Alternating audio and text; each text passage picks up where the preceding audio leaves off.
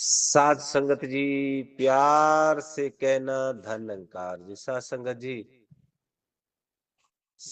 आज का विषय संत का जीवन।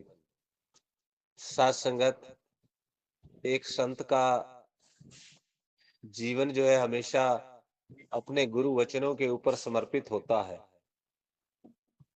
वो सदा सत्संगत गुरु की बात करता है, क्योंकि उसके जीवन में पूर्ण मुर्शद आते हैं और फिर वो जो अपनी मैं और अपने वो है वो सब खत्म हो जाती है कि बिसर गई सब तात पराई, जब से साध संगत में पाई।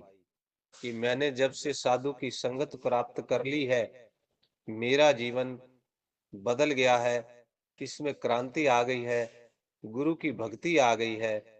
तो ये जीवन संत का होता है।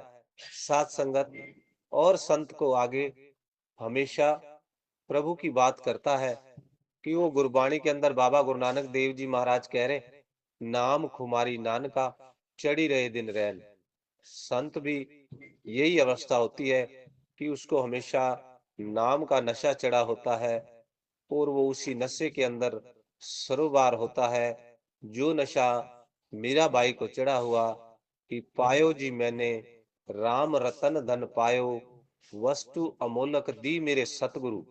ये अमोलक वस्तु, ये नाम का नशा, ये नाम की दौलत, ये ब्रह्म ज्ञान मेरे गुरु ने बख्शा है। तो साथ संगत, ऐसे ही संतों के जीवन होते हैं कि वो कर्म तो कर रहा होता है उसी संसार की भांति, लेकिन उसका मन प्रभु के साथ जुड़ा होता है। महात्मा कबीर दास जी भी जब उनको संसार के लोग देखते और कहते कि वैसे तो कहते कि कबीरदास जी बड़े उच्च कोटि के भगत हैं, लेकिन ये कभी प्रभु का नाम नहीं लेते।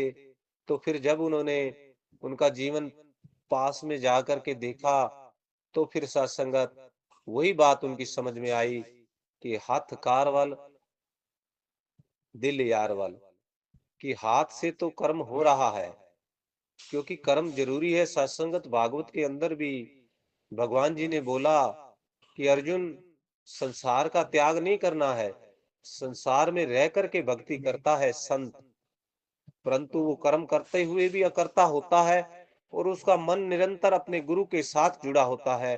उसका मन अपने गुरु की मस्ती में होता है और उसके सारे कार्य होते चले जाते हैं।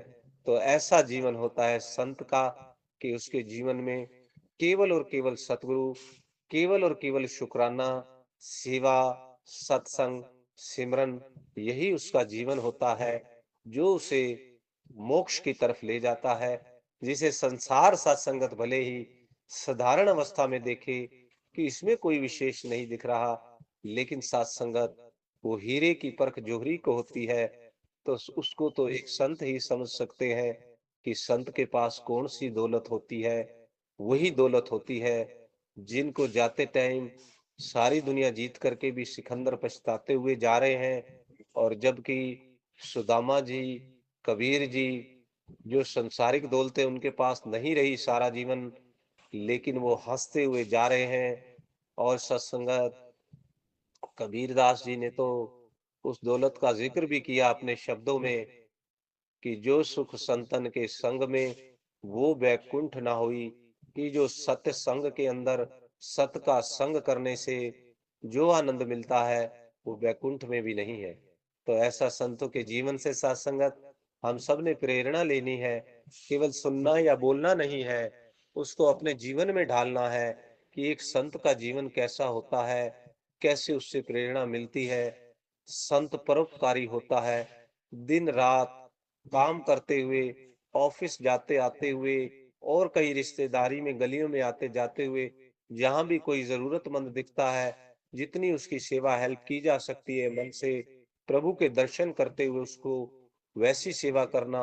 जो बाबा हरदेव सिंह जी महाराज ने बोला कि अब अगर आप इस निरंकार प्रभु परमात्मा की सेवा करना चाहते हो, इसकी पूजा करना चाहते हो, तो इस इंसानों की सेवा करो। नर सेवा नारायण पूजा। अगर प्रभु की पूजा करनी है कि जो कि राम राम का रटन कर रहे हैं, तो उससे तो ये कल्याण नहीं होने वाला।